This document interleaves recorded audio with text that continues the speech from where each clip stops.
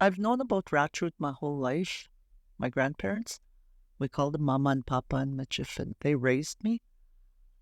I can't remember going to a doctor for anything what we call frivolous little things. If I had a sore throat, my mama would give me a piece of rat root to chew, and if I had a sore tummy, she'd give me a piece of rat root to chew, and we used it for everything. She herself used it every day like gum. I had been feeling really fatigued, and I knew there was a lump in my breast.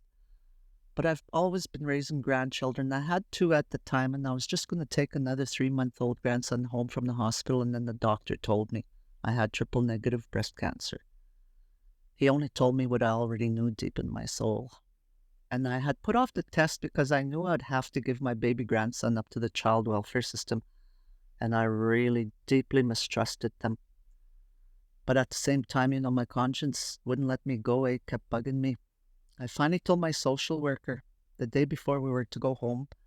I told her my treatments have to start right away. And so it was my last night with my baby, and that's the night I really truly began what I call my journey of faith.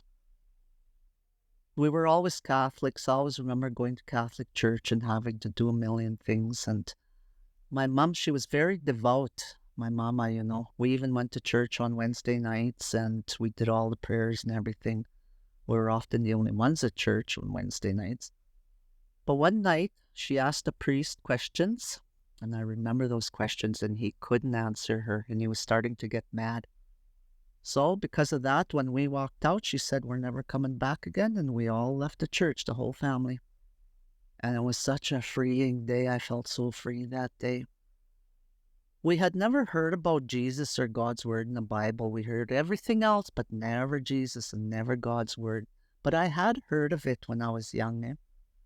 And now, in this moment of my desperation, I decided to turn back to Jesus and God's word. I had nothing to lose.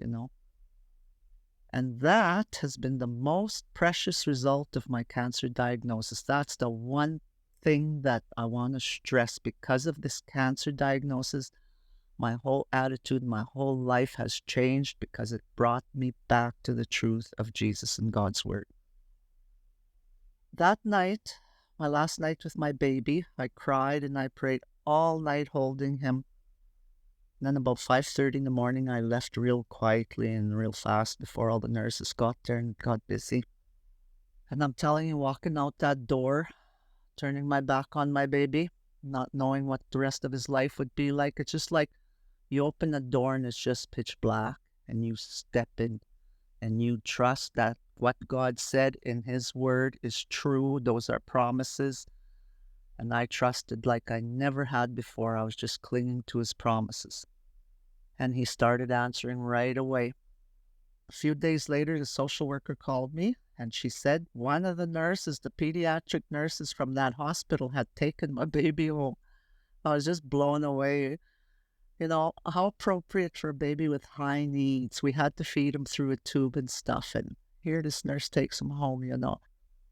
And then I met them, the whole family that took him, and I found out that they believed exactly as I did. Everything we talked about, where we agreed. And they had been fostering 3 Native children for years, so they weren't new to this. And we were really comfortable with each other. And they come visit now, and today we're true family first and friends. And they love my baby, and he's so, so happy. And I see him whenever I want, and we're family. And God's word has come alive. I have no words to describe the peace that taking over the fear and the anger. I was scared to die. I was scared to leave my grandchildren. I was mad.